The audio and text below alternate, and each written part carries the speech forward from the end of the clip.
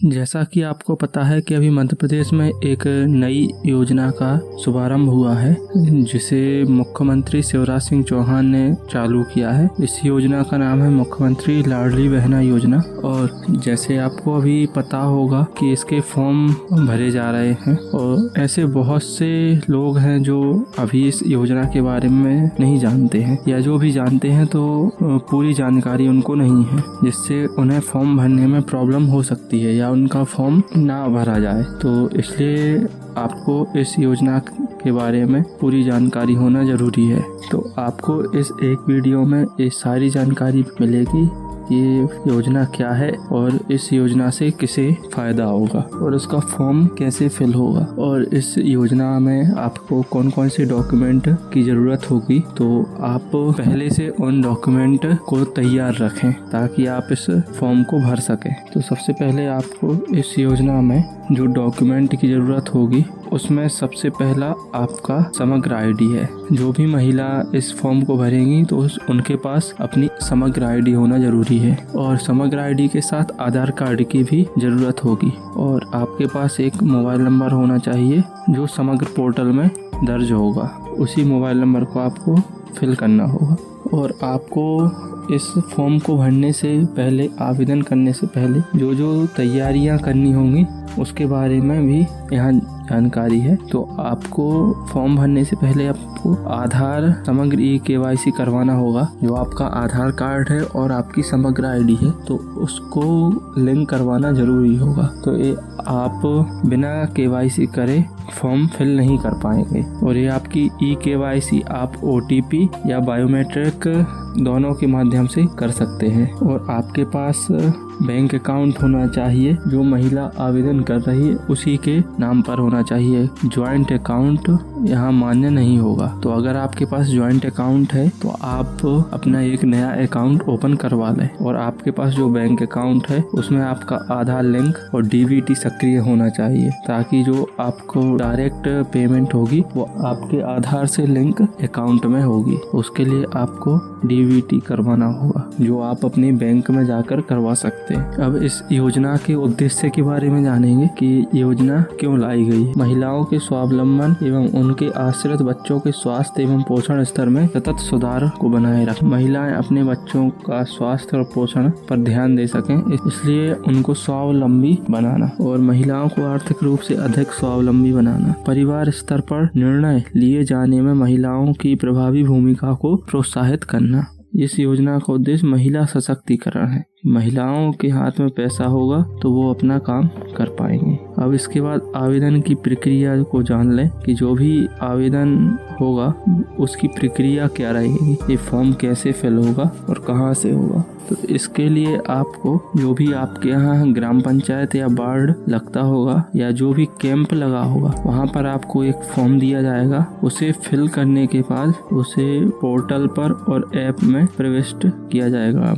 मतलब उस फॉर्म को ऐप में या वेबसाइट में फीड किया जाएगा और जो भी महिला आवेदन करेगी उसे वहाँ पर उपस्थित होना पड़ेगा। मतलब जो भी फॉर्म है वो उसी महिला के द्वारा भरा जाएगा, क्योंकि जब भी ये फॉर्म ऐप में फीड किया जाएगा तो वहाँ पर लाइव फोटो लेनी पड़ेगी और जब ये फॉर्म फिल हो जाएगा, ऐप में फीड हो जाएगा तो उसके बाद ऑनलाइन आवेदन क्रमांक प्राप्त होगा जो वहाँ जो आपके फॉर्म फिल करेंगे उनके द्वारा आपको दिया जाएगा, पावती दी जाएगी, जिससे आप बाद में उसे देख सकें, उसकी आवेदन की स्थिति देख सकें। इसके बाद इस योजना में कौन पात्र रहेगा उसकी जानकारी देखेंगे, क्योंकि अभी ये सभी को पता नहीं है कि इसमें कौन पात्र है, कौन इस योजना का लाभ ले सकता है और कौन नहीं। तो उसके लिए सबसे पहले इस योजना में आवेदन करने के लिए पात्रता होनी जरूरी है। तो जो भी महिला आवेदन करेगी तो वो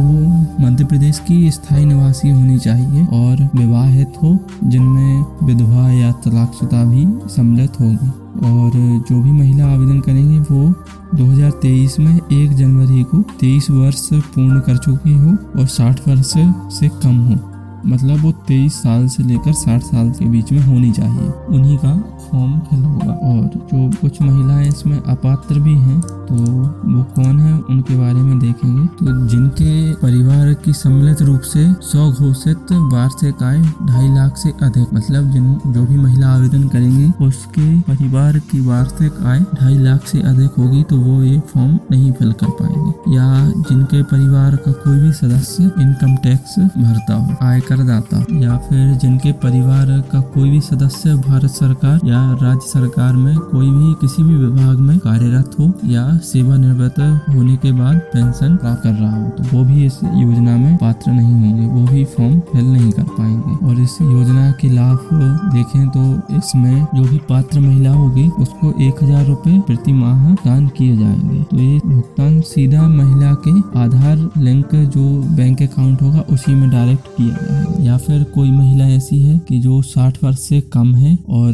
पेंशन ले रही है लेकिन वो 1000 रुपए से कम पेंशन है, तो उसकी पेंशन को बढ़ाकर 1000 रुपए तक किया जाएगा, जिससे उसे 1000 रुपए तक की राशि प्राप्त हो। और इस योजना में आवेदन करने की प्रक्रिया भी देखें तो जो आवेदन करेंगे वो इसे पोर्टल पर और मोबाइल ऐप के माध्यम से ऑनलाइन करेंगे। तो जो भी महिला आवेदन करेंगी तो उसे पहले से एक फॉर्म फिल करना होगा, जो ऑफलाइन फॉर्म होगा उसे फिल करके देना होगा। जो आपके कैंप लगेंगे या ग्राम पंचायत या वार्ड कार्यालय आंगनबाड़ी केंद्र होगा वहाँ से ये फॉर्म मिल जाएगा आपको, तो उसे फॉर्म फिल करके फिर जो ऑनलाइन फॉर्म फिल करेंगे वहीं पर तो उन्हें देना होगा। और जब ये ऑनलाइन फॉर्म फिल हो जाएगा तो आपकी सारी डिटेल ऑनलाइन हो जाएगी, तो उसके बाद आपको एक प्रिंटेड रिसिप्ट भी मिलेगी और आपके SMS और व्हाट्सएप पर भी रिसिप्ट को भेजा जाएगा। और ये पूरा आवेदन जो होगा पूरा निःशुल्क होगा, तो इसके लिए आपको कोई भी शुल्क नहीं देना है। लेकिन जो भी महिला ये फॉर्म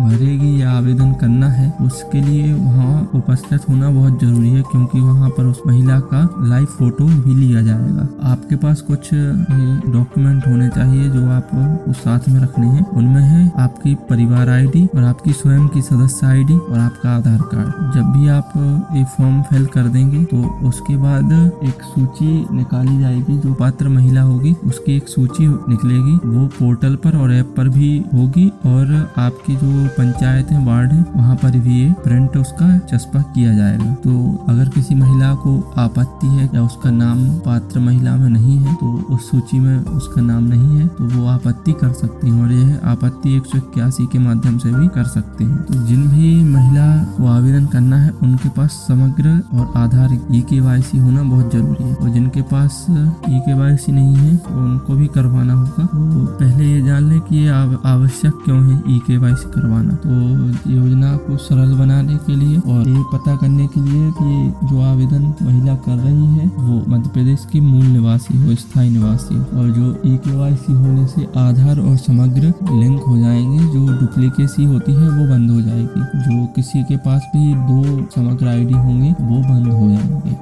और इससे जो पात्र महिला है उसी को इस योजना का लाभ मिल पाएगा। और जैसे आपके पास EKYC नहीं है तो फिर आपको आपके पास में जो भी राशन दुकान हो या MP online centre, CSC centre हो, तो आप वहां जाकर EKYC करवा सकते हैं और आपको इसके लिए कोई शुल्क नहीं देना। और जो आपका आधार लिंक बैंक अकाउंट होगा, जो DBT सक्रिय होगा, तो उससे आपके अकाउंट में डायरेक्ट पेमेंट होगी। आप किसी और के अकाउंट में पैसे नहीं जाएंगे, वो आपके आधार से लिंक बैंक अकाउंट में ही जाएंगे। तो इसके लिए आपको DBT करवाना बहुत जरूरी है। और ये फॉर्म भरने से पहले आपको ये डॉक्यूमेंट और KYC और DBT पहले से करवा के रखना होगा। और अगर आपके पास कोई ज्वाइंट अकाउंट है तो वो आप पहले अपना पर्सनल सिंगल अकाउंट ओपन करवा लें।